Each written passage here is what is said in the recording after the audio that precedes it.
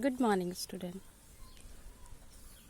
This is our first class of chemistry, and we are going to deal with the chapter 1, naming matter. We will try to understand in this chapter what is matter, how it has been classified, and some of its property. So let's start. What is matter? As you can see in the definition, it is written, anything which occupies space and has mass is called matter. This is the definition of the matter, right? But can you name some of the matter around you? Okay, I will tell you. You must be sitting with a book, pen, notebook. So all are matter. Apart from that, some of the things I can show you which is matter. See, this is the leaf. It is occupying space because you cannot see the words written behind it. This grain is also a matter. Why? Because it is also occupying space. This pen, this is also matter because this is also occupying space. And if you measure, it must have some weight. Leaf also have some weight. Pen also have some weight. So, we can say all the things which you can see around you have some particular weight. It occupies space. So, all the things can be said as a matter. Anything means anything which you can see around you. Maybe the computer, the table, the bench, the bed, the desk, the cloth. So many. The list may carry on. Whatever you see, it should have some particular weight and it occupy space. So these are the things matter. Now I am giving you one homework also. You have to prepare the list of your own which you think is a matter. Okay? Understood? Good. So, the next point which we can discuss is matter. Now, as I said, everything which you see around you is a matter. So, the matter can be categorized or classified into two big categories. That two big categories are according to the physical property and according to the chemical property. Okay? Physical property and chemical property. We can categorize matter into two broad categories, physical property and chemical properties. Now, before we should move ahead, I should explain you what do you mean by physical properties. So, physical means as Physical means your appearance, your outside look. If I focus over the human being, if I focus over you students, that how is your physical appearance, how you look like, what is your hairstyle, what is your dressing style, all these things, right? So in the short we can say physical property means those properties which we can measure and observe. Observe means which we can see, feel, touch, which we can feel with our senses, right? So these are the physical property. Matter can be categorized into first category, which is physical property, which we can measure, which we can observe, which we can see, touch, feel with our senses. The next big category is chemical properties. As name specify, chemical means something about, you can understand with the word only something about chemicals, which is something internal, not outside, not as physical appearance. So we can say, now suppose if iron is there or any substance is there, how much it will combine or changes when it will come in contact with another one. Suppose with air, what will happen when iron piece combine with water, combine with oxygen, combine with another substance, so on. Means something chemical here. So that is chemical properties. Chemical means these physical and chemical. Here is an introduction. Don't worry if you don't understand it properly. Just put it in the mind. Physical means outside appearance, which you can see with your eyes, feel with your skin and all. Senses, which you can see in short, which you can feel with your senses. And chemical means something composition, which is inside. As you must have took the medicine once or twice in your life. So if you see the bottle, it's written composition. So what is that?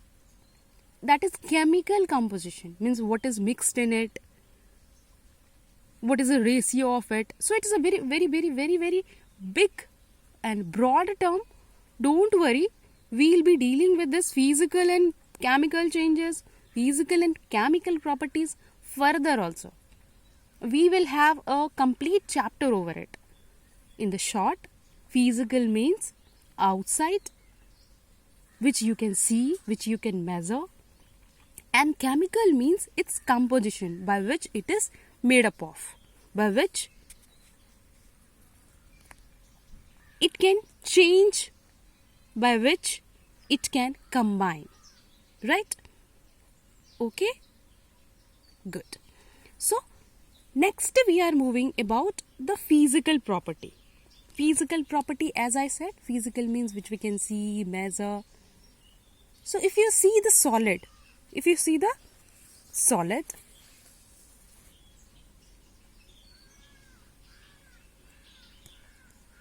okay, before we should go ahead, can you name some of the solid?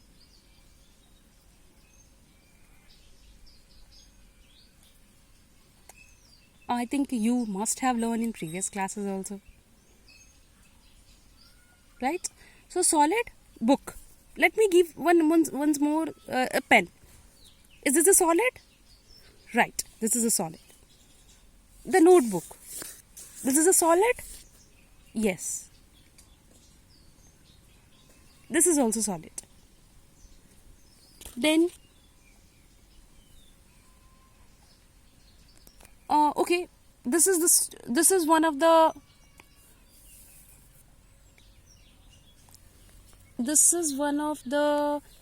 okay, seed.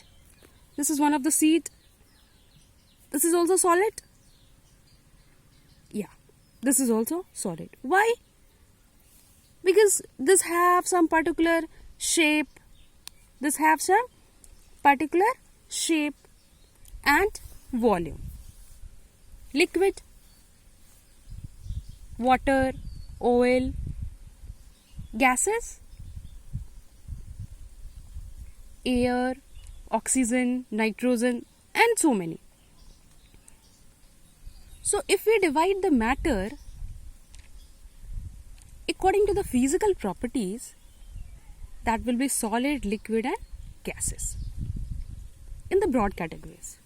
And if we divide the matter in the chemical properties, as I said, once again I am repeating, chemical means its composition, something related to inside, internal. So that is, first is element, another is compound, and third is mixture. So put it in the mind when we discuss about the physical properties. According in a matter, we can divide the physical properties as a solid, liquid, and gases. If we divide matter in a chemical properties, it will be element, compounds, and mixture. I hope it is clear. Okay, so we are moving ahead. So the next is about your activity. In your book, it is given in page number 12 that to show the matter has a mass.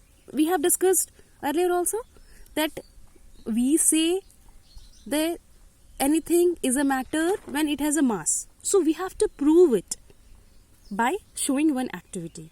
It is given in your page number 12. Please go through it once. I am explaining in the short. It is given in your activity that matter has a mass. So what they have done, they have taken one beam balance, right? They have taken one beam balance. You can take it also one beam balance. You have to take two balloons. One is inflated balloons and another is deflated balloons.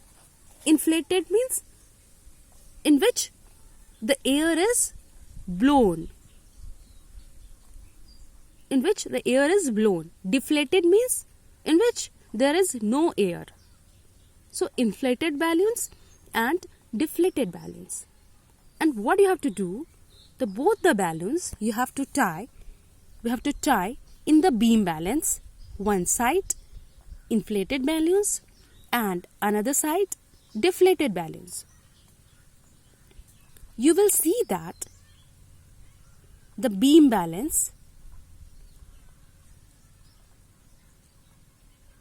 will tilt to that side which is inflated balloons, which is the balloon filled with air.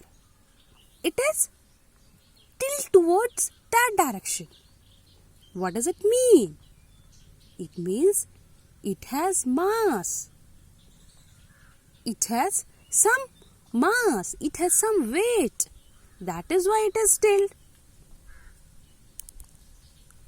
Okay, children? So, please go through it. I think it's very, very easy. You can understand that. Now, one more activity is given. It go to be explained with a matter only, that to show that matter occupies space. For that, what they have done, they have taken one glass, right? They have taken one glass. In the glass, the water is filled up to the top. Now, The second thing they have taken is one stone, and in that stone they have tied a thread. Now, with that thread, they have dipped in that tumbler, in that glass which is filled with water.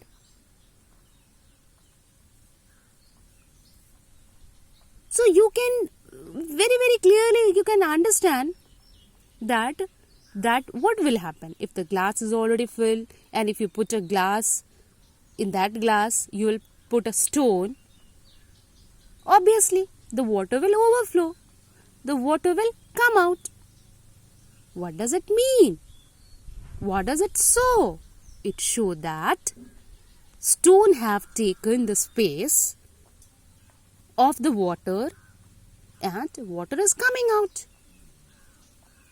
So, we can say that again stone is a matter and matter occupy space. Okay children, please go through it, and you have to write